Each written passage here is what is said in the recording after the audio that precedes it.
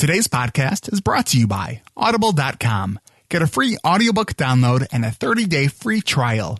Go to audibletrial.com/ADHD Rewired. Check show notes for link. ADHD Rewired, episode number 20. This is the show designed to help those of us who have really good intentions and a slightly wandering attention. Whether you have ADHD and you want to learn more about it, or you are looking for ways to organize your time, your things, or the many details of life, this show is for you. My name is Eric Tivers. I'm a licensed clinical social worker, coach, and consultant, and I help people like you get more things done. So we know that starting can be the hardest part. So what do you say? Let's get started.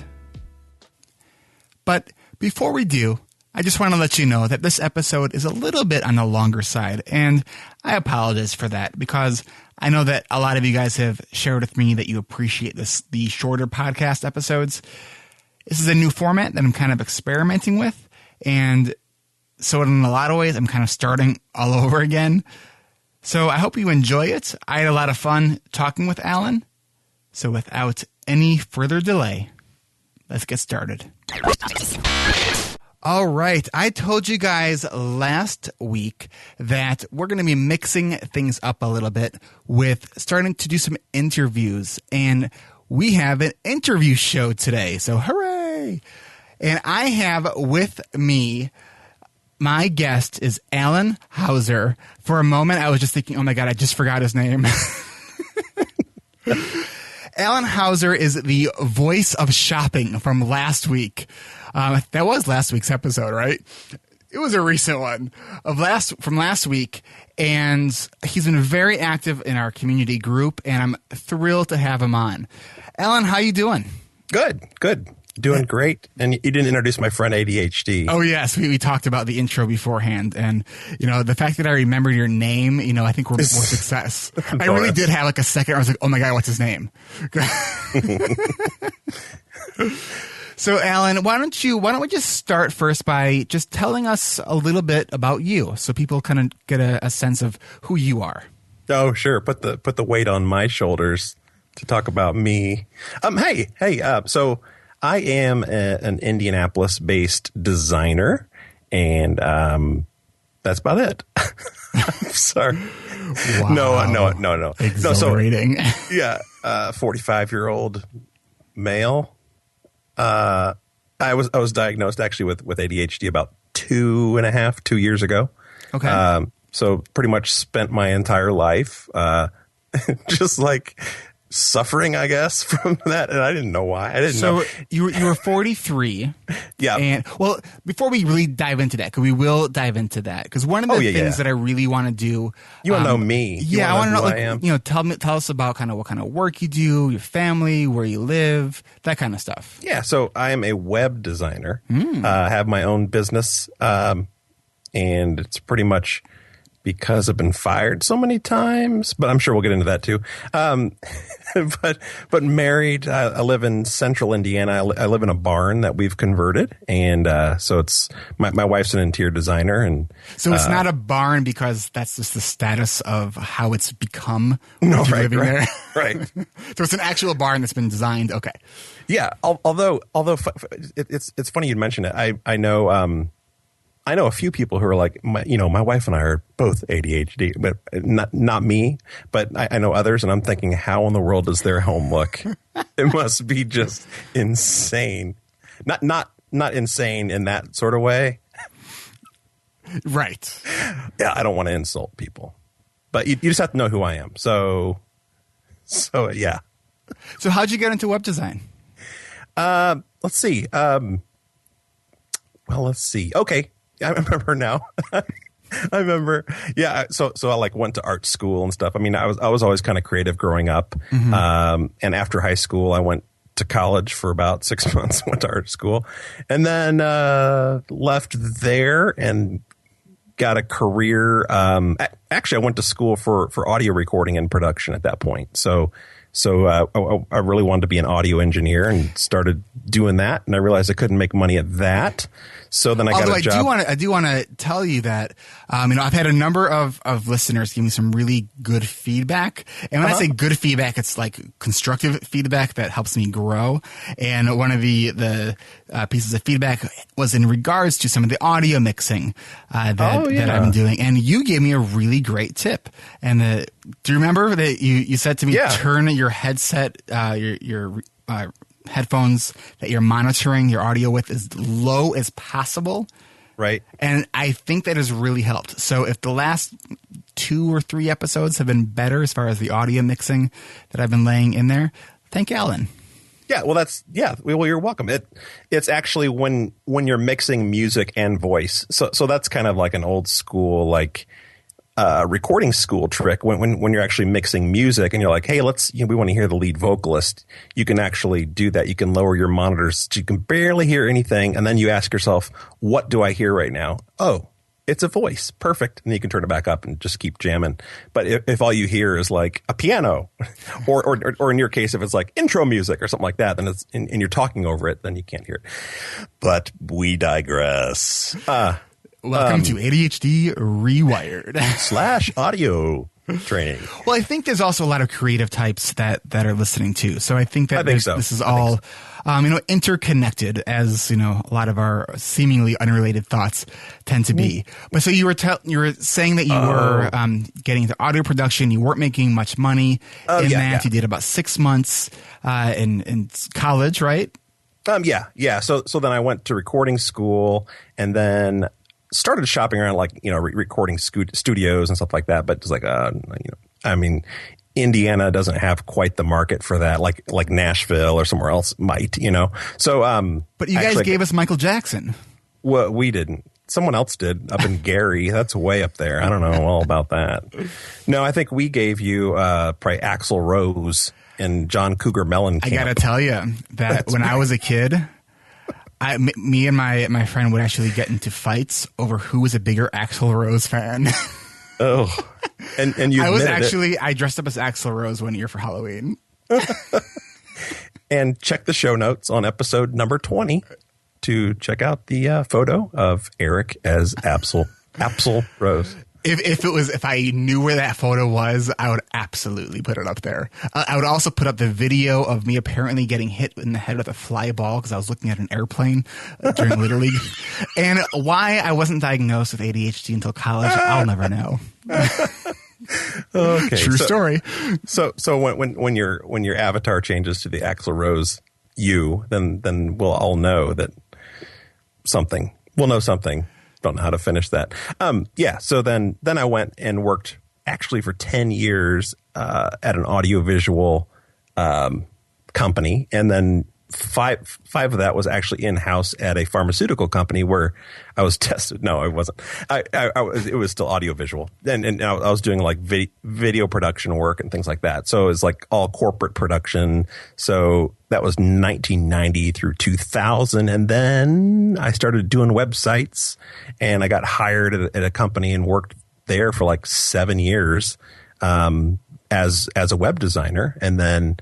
That company kind of just folded, and then, I think I probably got fired then, and then went to work, 5 or 6 places after that, and fired like 2 or 3 more times or something, between here and there, and still didn't really put 2 and 2 together. Although the last time I was fired, I was working at home. The company was in Washington, D.C., and I was working in Indianapolis, just like at home as a designer. And I could not work. It was pretty much like it was about a year. Take us there. Help us. Yeah. Because I think that there are a lot of entrepreneurs who have ADHD might be experiencing some of the same challenges that you might have been. So kind of help us understand what was challenging for you in that job.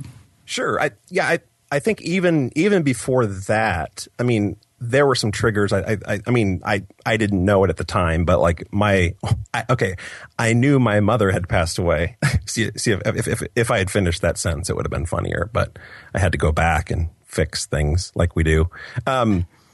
So my mom had passed away about 5 or 6 years ago or so. And then work, I guess, started to kind of suck at that point. And I think it was probably, a little bit of depression, a little bit of just stress, whatever, I mean, but it didn't really affect me that. I mean, I didn't like ever make that connection.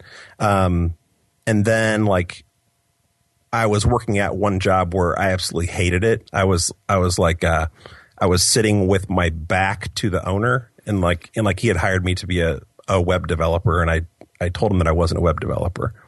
But hey, yeah, why don't you come on board? I think you'll do great. No, I'm not. I'm a web designer. I can do the front end development and things, but I cannot do like database. I don't know anything about that stuff. But it's fine. And I sat there and it was like the worst environment to work ever, and it was like just horrible. I absolutely hated going to work. So then my wife would drop me off. So every day about 5 minutes from work, my stomach would just turn in knots and just pain, just total pain in my stomach. And it was obviously, this is anxiety. Yeah, but I didn't know it at the time at all. I would just like hate it. And I actually would, I would call my wife during the day, like, and walk down the hall and start telling her, and then I'd start crying. And it was like horrible. It's like, I just want to get out of here. And so how long were you in that job for? It was like about 6 months or something, maybe even 8 months or something. But like within the first 2 months, I actually found a place that was looking to hire me. But it took them about 5 months to get their contracts in order. It was like a contract position, with a really large company. And I really wanted to go there, but this recruiter just like couldn't make it happen. And it was just like, oh, get me out. So finally when I got out of there, it was like, finally, it was like, all right, cool. And then, but I was sitting at a cubicle for another year, working on a project, being kind of the outsider because I was a contractor, but alone in a cubicle, really, thrilled with editing podcasts and like, making websites and doing everything but work, and then making excuses and, lying about deadlines. And I mean, it got pretty bad. I mean, it was like, hey, we have this huge project due like tomorrow. Okay. Well, I'm I haven't worked on that, but I'm going to work on it tonight, which no one works at home ever. And I didn't tell anybody I worked at home, but I just like stayed up all night, did all this work, and then turned it in the next morning. Like, and I think what you're saying there too is really powerful, because I think that's a extraordinarily common and really frustrating experience for us with ADHD, that we, often are looked at as being lazy, which we're not. We're actually working, sometimes twice as hard as other people. And it's like we're in the closet so much about it that we're actually staying after or coming in early, taking work home. Yeah. It's funny. My dad, when he comes over to my house, he'll bring his briefcase with, and I definitely thank my dad for my ADHD. And he brings this briefcase with, and I call it his briefcase of guilt. It's he's bringing it with him because he's been feeling guilty about the work that he hasn't done, earlier. Right. So he drags it around with him. He typically doesn't do anything, when he brings it with. So it's this briefcase of guilt. Oh, that's great.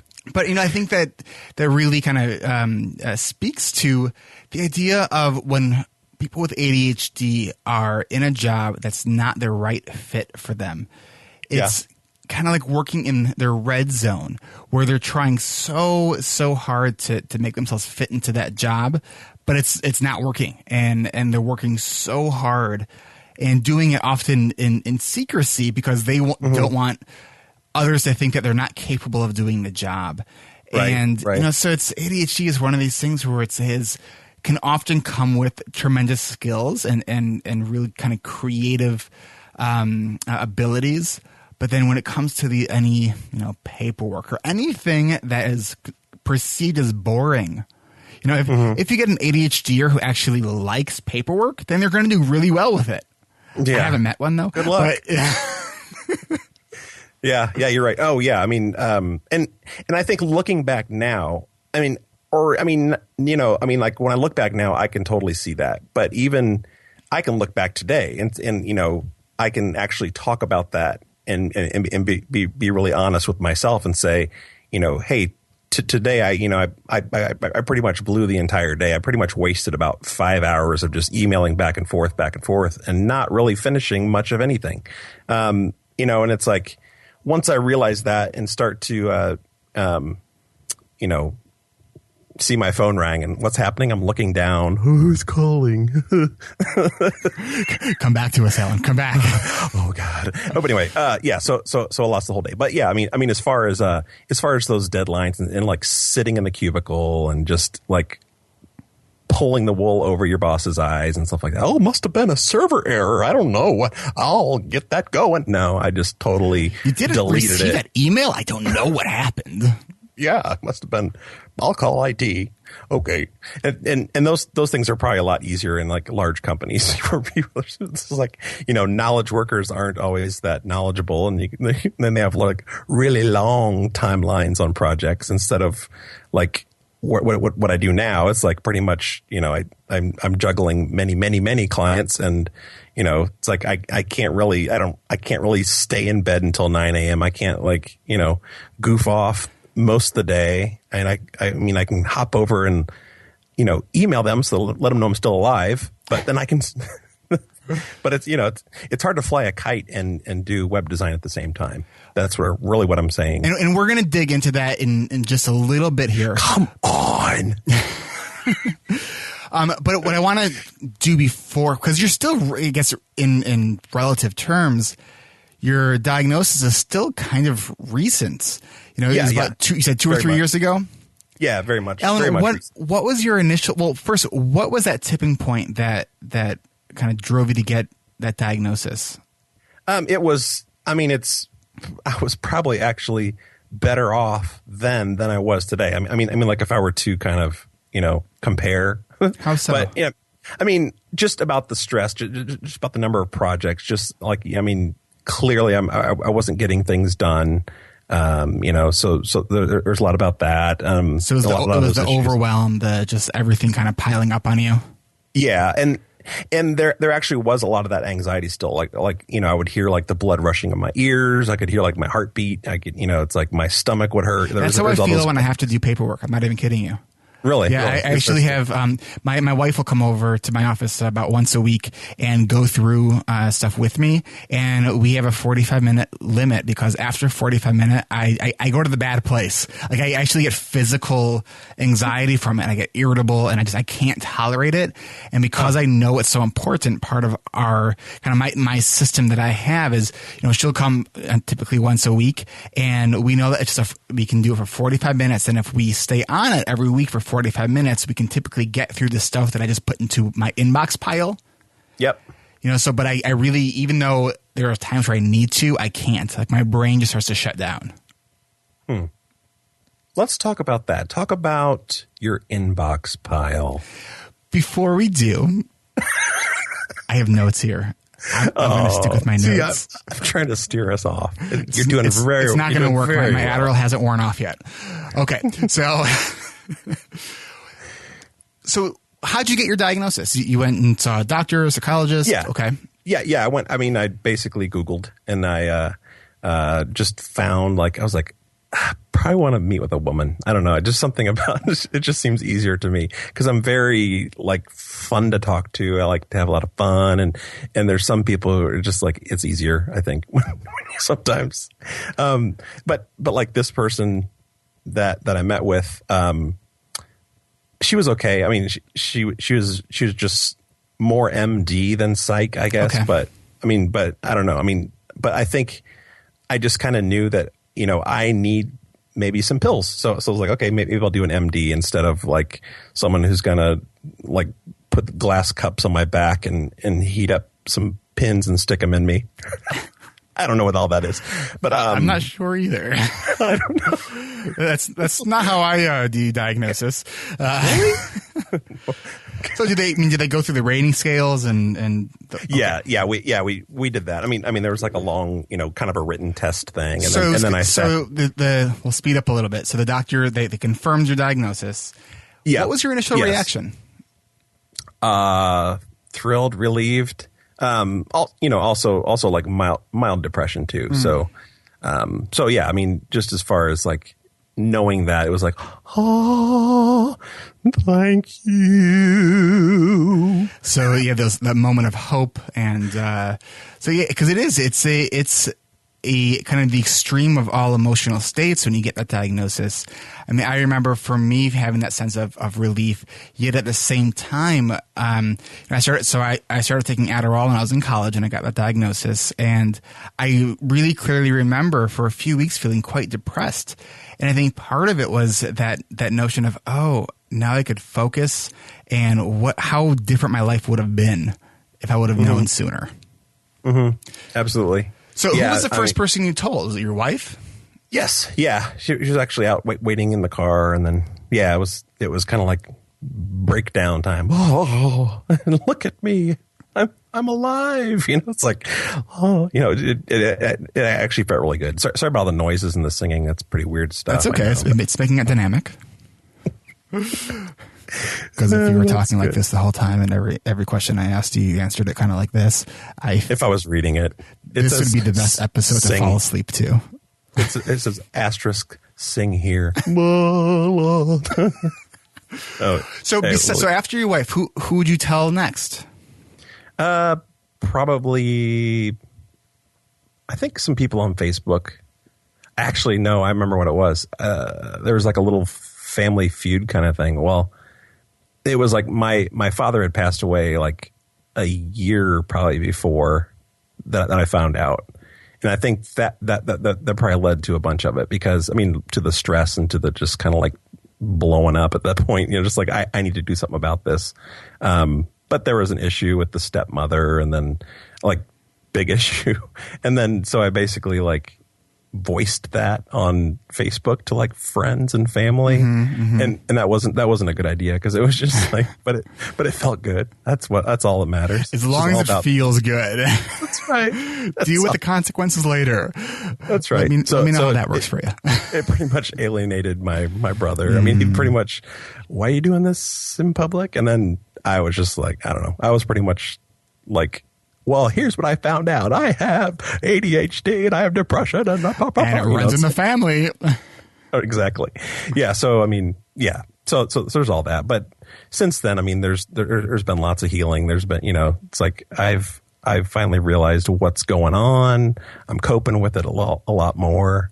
And there are some, you know, non-believer types, I guess you could say. How do you deal with us? What do you say?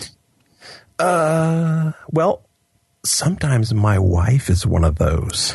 Oh, that's tough. A lot of times. I mean, she would you say it's a non-believer, or the sort of doesn't get it? I think it's more the holy crap, get your butt up. Okay. I'm just kidding. No, but because I do think that, you know, even when your significant other does, you know, and they try to accept it, it can be frustrating. You know, there's no doubt that my wife would love if I was consistently up with her at 6 a.m. to help with our son. And, you know, morning is not my best time because I can't get my butt to bed early enough.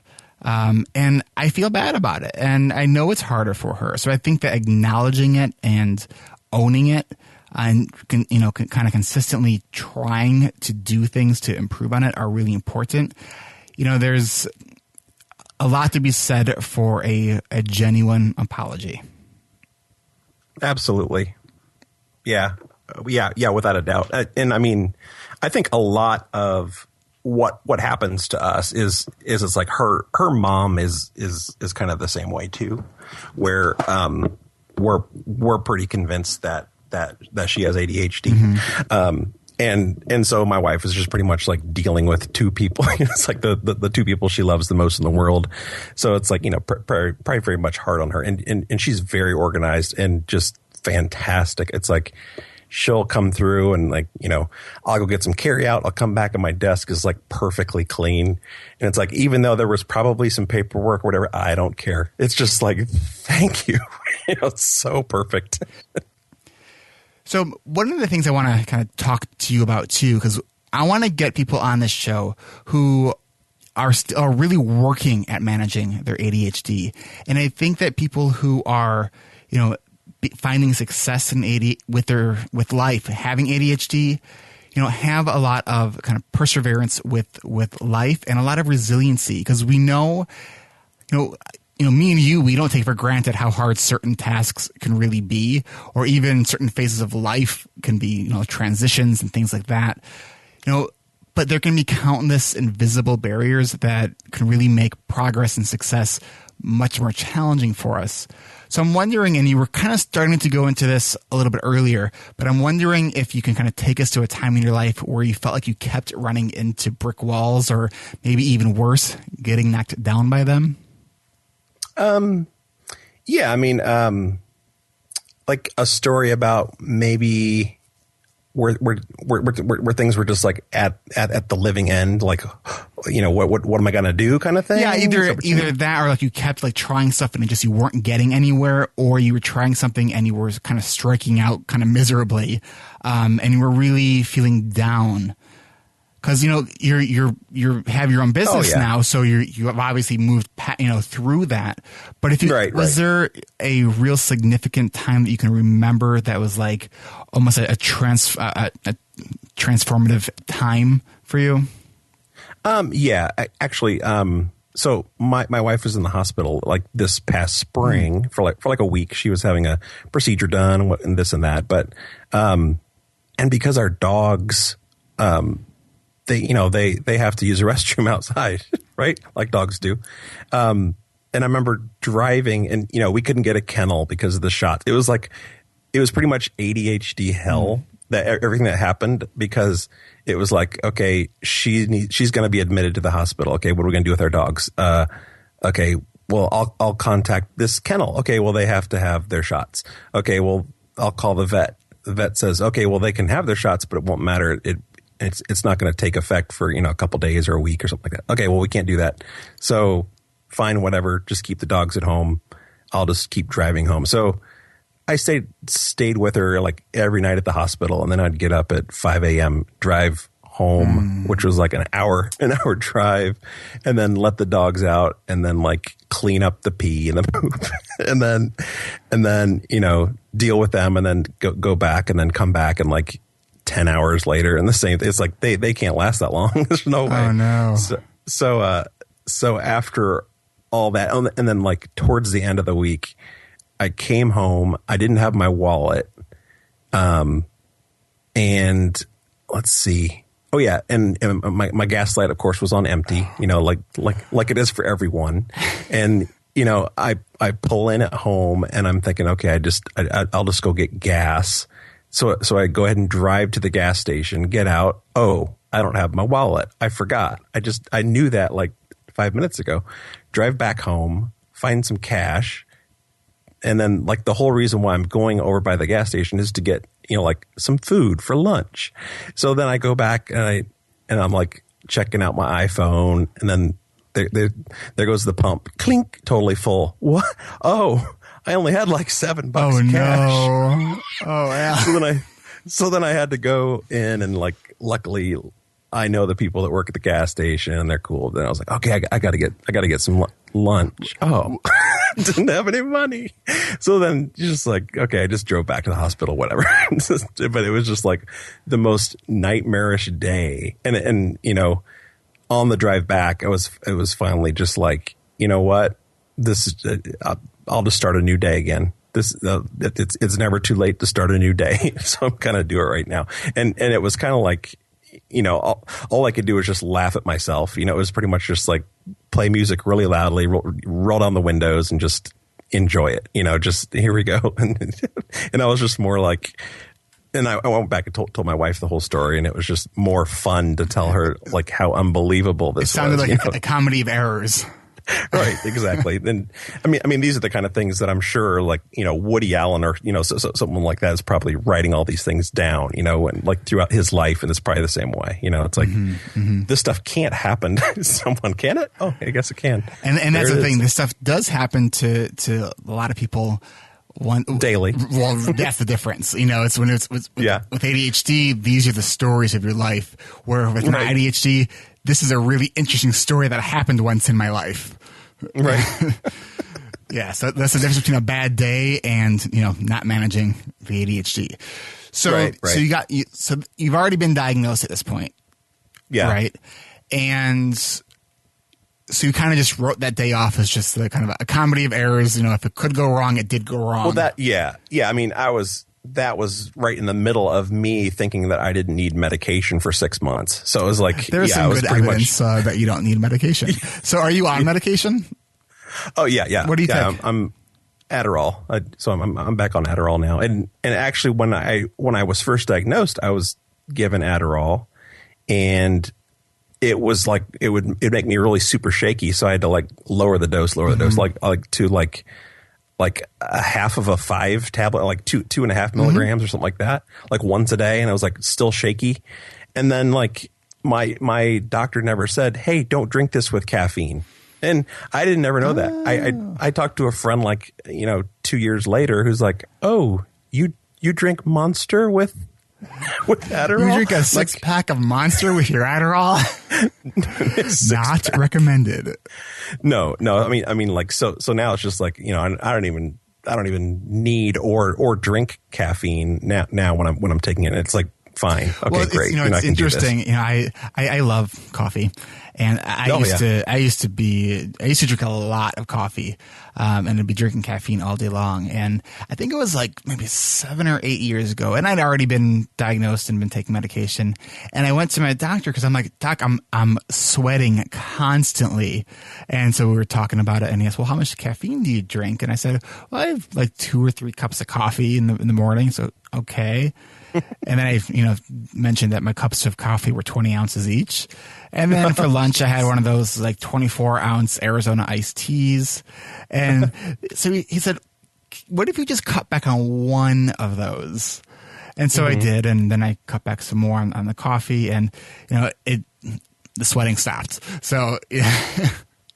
Because for me, like I now have 1 cup of coffee in the morning, and it's a 15-ounce cup. I love my morning cup of coffee. It doesn't make me feel revved up at all, but it will give me a headache if I don't have my cup of coffee. But yeah, we all respond differently. So some people can have that cup of coffee with their medication, and it sounds like for you, that wasn't working for you. Yeah, it really wasn't. So you drink decaf? No, I just don't even drink it. I get up, take a pill at, 8:30, 8 o'clock or whatever. I work until, I don't know, lunch, and then get lunch. And then about 1 or 2, I'll take my next dose. And then, so you're taking the short acting. Yeah. I'm not taking the long thing or whatever that's all about. The extended release. Right. That's it. That's the term. And then like, in the evening, it's like because I have to be up and work, a lot of the time, just to catch up and get things done. I'll like drink some caffeine at night and just go ahead and hang on for the next 4 or 5 hours while I work, and then usually in bed about 11 or midnight. No, well, yeah, but she doesn't really care. Oh, okay. It's true. I would say that there are medical professionals who may have an opinion about that. I'm not offering offering medical advice on the show. I would agree. I would agree. There's probably something wrong with that. Well, actually, it's like when I said she wouldn't care, I just pictured the experience when I'm there. She's not a good typist, but instead of handwriting notes, she said that she has to type these in, and all she's doing is like staring at her screen and like pecking through, like looking at letters. And she has ADHD. I was just going to say, so your doctor has ADHD. Okay. Yeah. And so it's just like not, I mean, it's like, when you talk to someone who's just like not paying attention, or they're texting, or, it's like, and you're telling something, and there's a moment, especially in our minds, where you're just like, okay, this is the moment right here that I'm going to touch it, and this is going to really bring it forward. And then you look up and you're like, she's not even listening to me. And you're just kind of like, you just seize up. And then she's like, oh, no, go ahead. And I'm like, well, so that's why I feel icky. It's like, what do you say? What do you do when you totally just stole my, and for some reason I can't bring it to her attention to say, what you're doing is not helping me. Instead, I just go, Okay. Whatever. Thank you. Should I make another appointment? Right. So I haven't, and I don't. I mean, I'm fine just not going there. Talk to your But doctor about this stuff. It's really important. I know. Because you can be, when this stuff is managed well, you can be doing so much better. And what I want to actually ask you about now to kind of transition that, how do you like that segue? So talking about doing better, what are some of these systems that you use to kind of keep yourself organized or have some semblance of organization?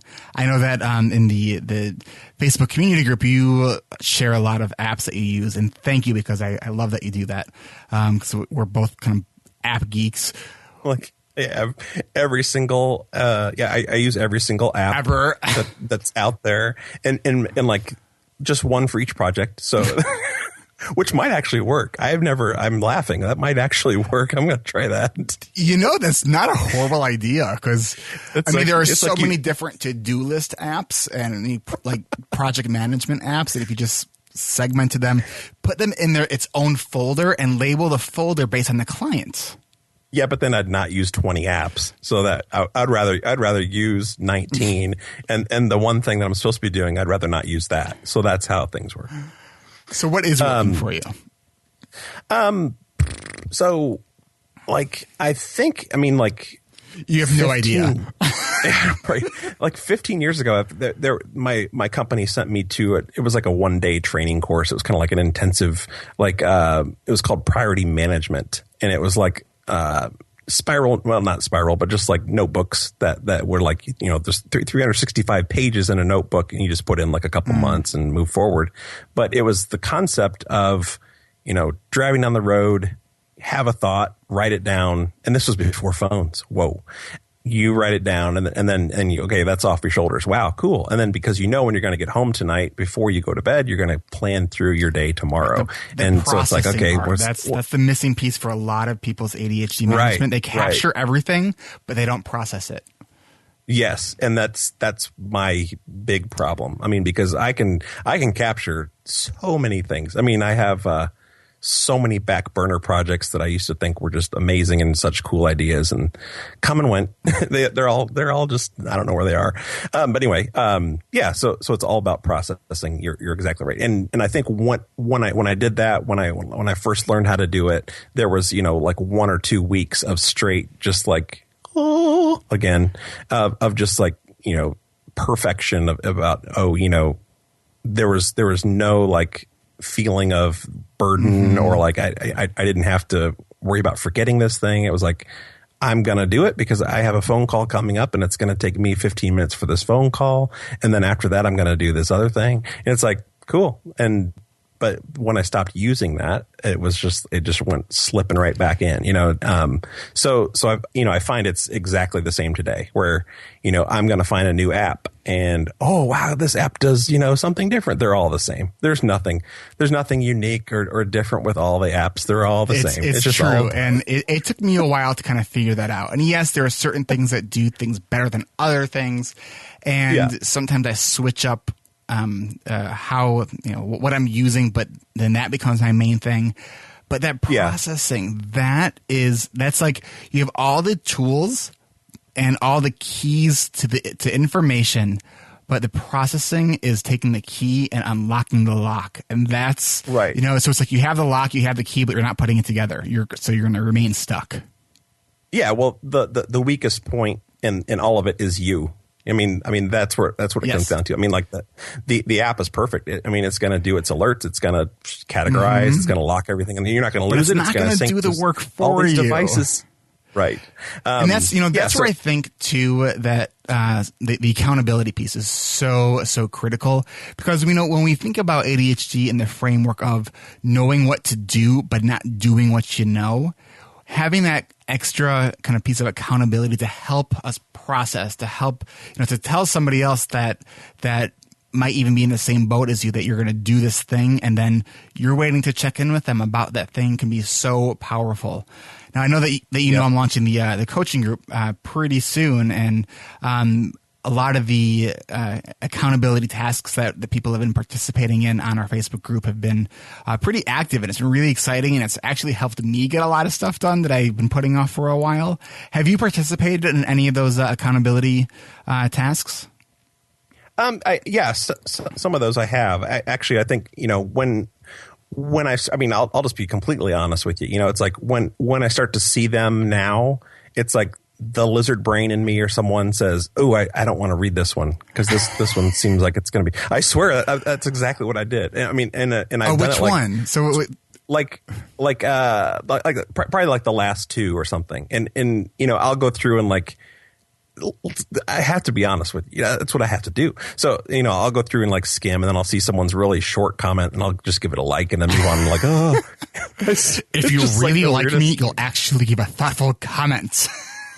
I know. I feel so bad, but dude, that's it's funny because when I posted the one about calling to schedule an appointment with your doctor.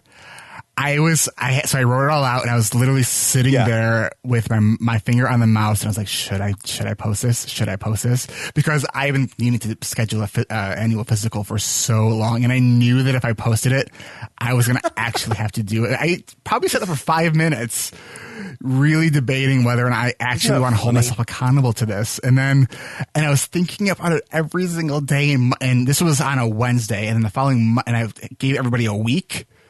So it was a Wednesday to Wednesday. So I thought about it for 5 days, and then I posted on Monday that I haven't done it yet, and then I actually called on that Tuesday, and I've scheduled an appointment with my doctor for a physical. There you go. But I totally understand. It's that like there's like, oh, do I really want to be accountable to it? It's so scary, and it's a lot of these things are so much easier than we think they're going to be. Well, yeah, and especially on Facebook, literally what goes through your head. I mean, this is what goes through my brain is like. All these social apps, they all have their own like Facebook now, like with like private messaging and stuff, it'll say sent or read or, all that stuff. So it's like, if I go there, will they see that I was there? And okay, maybe they won't see. Okay, cool. Yeah. This app doesn't do that. They won't know if I open this or not. So I'm just going to like, and it's the same thing on like the Messenger app on like the iPhone. It's like, someone sends you a text and you see it come up in the alert mode. But if I click it, they'll know that I read this.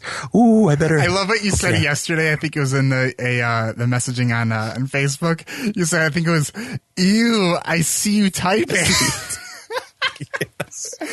I was cracking up because every time I see that, like I keep thinking, I got to think of something funny for that because it's a really weird thing that you can see somebody typing. It's like, it's this weird dynamic to the conversation.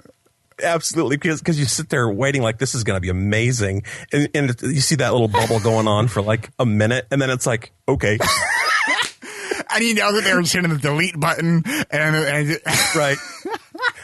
And they're probably thinking the same thing. Oh, they can see me typing. I better back out and put my cursor somewhere else. I need to go into the notepad, type my thing that way, and then copy it back.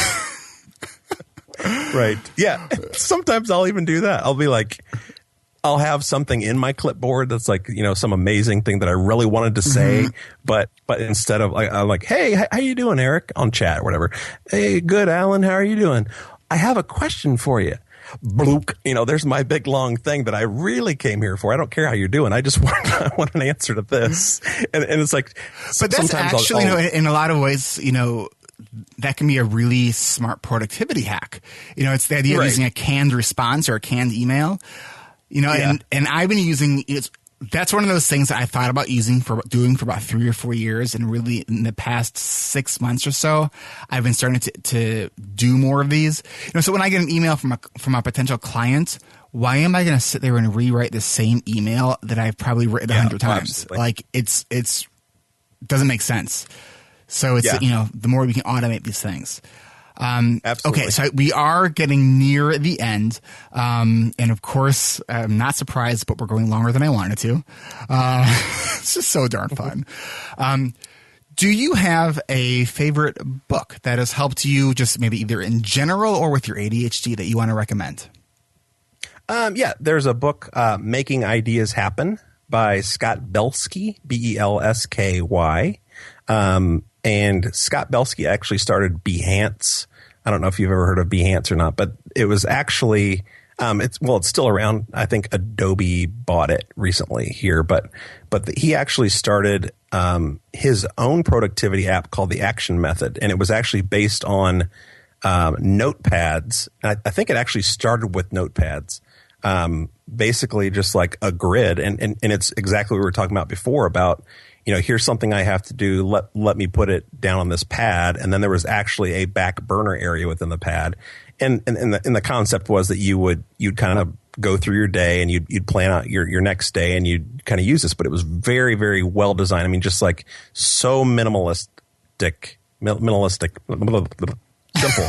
And actually, if you search on like Amazon or something like that, or somewhere for action pad or action method pad. Beautiful, beautiful pads. I mean, it's one of those things you just want to buy. Anyway, but they had their own app, and they had like an iPhone app, and they worked on like your computers, and it was like everywhere. And it was very, very. It was like the same concept, where it's very simple and streamlined. And it was and he wrote a whole book on it, about the whole action method plan.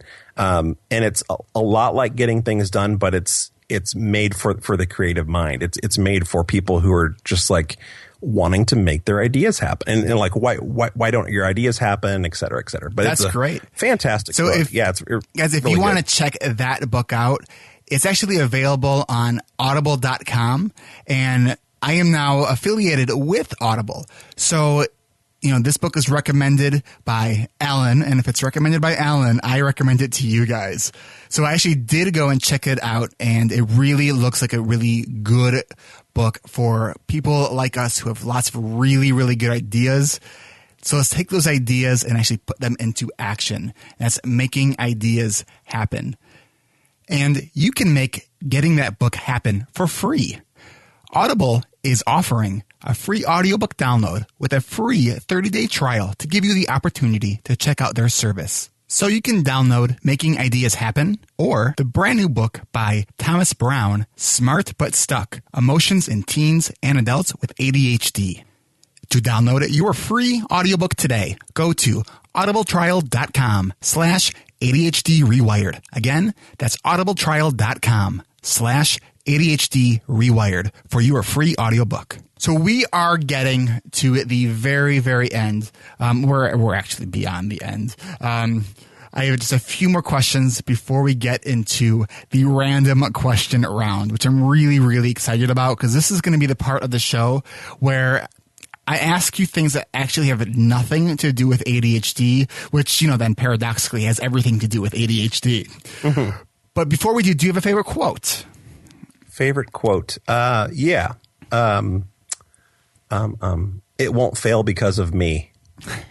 That was actually there was an artist I saw. They had spray painted that on some work they did probably like a decade ago, and then I researched it a little more, and it was like from, I want to say it was like Saturn. I can't remember which one of the NASA missions it was, but they had asked the people, like the people who were like doing all the mechanical work on it and things, and like before they sealed the hatch, the guy was concerned, and he said, "It won't fail because of me." And I just thought that was just a kind of a cool quote. Kind of flips it, it's like, I'm not going to screw up, but no, it's not going to fail because of me. It might be because of the guy sitting next to me. That's right. All right. What do you wish more people understood about ADHD? I'm sorry. I'm not thinking well right now. Okay. Next. Well, I guess, yeah, that's exactly what I think. I think, I'm sorry. I'm not thinking well. No, I'm just kidding. Sometimes my brain does not work the way I want it to.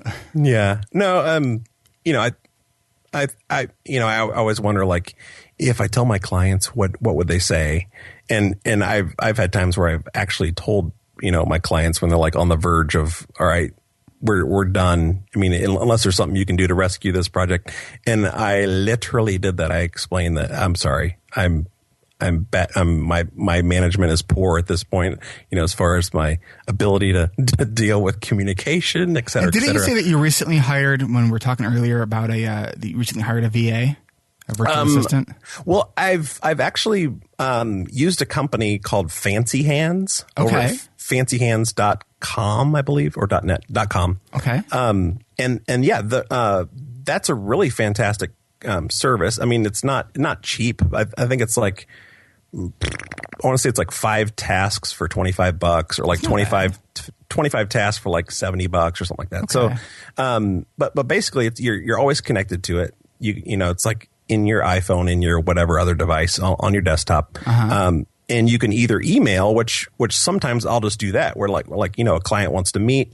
And instead of like, okay, let's look at the calendar and do it, I can actually copy my virtual assistant, who I gave her the name Vicky Miner, who that's one of the people on Reality Bites. I don't know if you're aware of that, but anyway, so I had to make up a name. But you assign a name to your virtual assistant, and then anytime they would email, they're going to use that name. So it's like anytime that then you copy them, they will get, you know, the whole thing, the whole like email string that you've already talked about with your client. They'll read through it. They'll go ahead and schedule your meeting for you. So that's usually so much easier for me to do that, just to kind of, you know, say, hey, you know, let's go ahead and meet. I'll have my assistant get back with you. And to them, it's looking fantastic. I mean, it's looking so professional. And it's like, you know, I've seen, and I want to say, I was on your website and I watched your video. Oh yeah, that you have. Guys, if you guys are looking for something that's going to really move you, go check out Alan's website. Insert your website here. What's the link? Oh, squareflare.com. The production quality is awesome. You clearly get how to connect with your audience. So, I mean, you know, outsource those administrative things so you can focus on the things that you are extraordinarily talented at. You know, don't let the other stuff suck you in, because it's, you know, in the end, we end up actually probably losing more money trying to do everything ourselves. Mm-hmm. So I would really encourage you to keep using those strategies that are working for you, because you have a lot of talent. Yeah, well, thanks, and I mean, we can talk maybe some other episode since you know, since I'm now co-host, that we can. I'm just kidding. We can talk. Calm down, Alan. Calm down. We can talk some other episode, but there's actually some fantastic apps that do a lot of that kind of automation and things like that. But yeah, I mean, as far as a virtual assistant, the only thing is, it's like you have to get beyond like, it's going to take me 10 minutes just to explain it. Go ahead and explain it, and then paste that somewhere else, because you're going to have to explain it again. Next time you just paste it and now you're done. So it's if it's a computer-based task, one of the things that you can do is record a screen capture video, and then you know, so you don't have to train people over and over again. Sure, and you can just send them that little clip. Yep, that's a great idea. All right, so Alan, are you ready for the random question round? Yes. Okay, here we go. Favorite Simpsons character? Would have to be, I guess, Bart. I don't know. That was wrong, wasn't it? What was the first CD you ever bought? Whoa. Joshua Tree. U2 Joshua Tree. Cool. It's 77 degrees and sunny. You are driving down the highway at 75 miles an hour. Windows or AC? AC. Wine or beer? Water, beer, I guess. Water works too. First date, salad or burger? Burger. Can you name all the planets? No. See? That's so I'm much. going to try. Yeah, no. Okay, I could do it. Earth. And then there's that one. Jupiter, Saturn. Something anus. I'm sorry, I'm 12. Uranus, that's it. Whose? Yours. Sorry. Then Mars, and then like Pluto's not one, because, you know, Pluto is not. Even though I'm totally Gen X, I know it really is one, but I guess people today, I don't know what the other ones are. Neptune, Siegfried, and Roy. That's it. I just made myself laugh. Best concert ever. Oh, Planet Roy. Oh! I thought you were best concert that ever. was you responding to Siegfried and Roy. I was like, really? Best concert ever? REM Green Tour. What is the first element on the periodic table of elements? Hold on, let me Google that. Next. I'm going to say helium. What is it? You don't know. I think it's hydrogen. See? I don't actually know. When I put these questions together, I was like, I should probably, like the trivia type questions, I should probably have the answers. Well, I'm almost thinking it would be alphabetical, but it's not. But I bet it's not. Weight. Yeah. It's like by something else. I don't know. Okay, and here's the. Well, I have a few more. I'll do a few more, and then we're gonna finish it up. Yes or no? Can you do long division? Yes. Liar. What do you think of ice cream trucks? Love them. If you can invent something, what would it be? Wow. See, I'm thinking because I have these daily. Oh God. Maybe this shouldn't be in the random question round. No, I always have some good ideas. Okay, here's one. I know what it was. When eating like biscuits and gravy, and I'm thinking like to get the rest of this gravy, I need a bacon straw. And that would just I have no comments. This would be incredible. Does your doctor know this? No, doctor? Question mark. What was your first email address? Oh, it was something at poeticwax.com. I think it was probably Alan at poeticwax.com, which was a record label that I came up with. Oh. Did you have a nickname when you were a kid? Woody, but it was. I'm going to keep going. No, I don't even want you to. I don't even want to know why. No. Who was your favorite teacher when you were a kid? And tell us what you remember about this teacher. Sue Christensen. She was an art teacher, and first day of school, she walked in and flew off her. She like started screaming, threw her desk over, threw off her wig, and stomped on it. Then picked it up, composed herself, flipped her desk back, sat down, and said, "Go ahead and draw what you just saw there. Draw what just happened." And then she walked out of the room. And we're like, still, okay. And every day was incredible with her. She was just the best teacher ever. Can you imagine if we had more teachers like that who would do things like that? I know. To grab our attention? Totally. We would be the smartest country in the world. Yep, absolutely. And I still remember. See, that's the thing. That's awesome. Well, thanks for playing the random question round.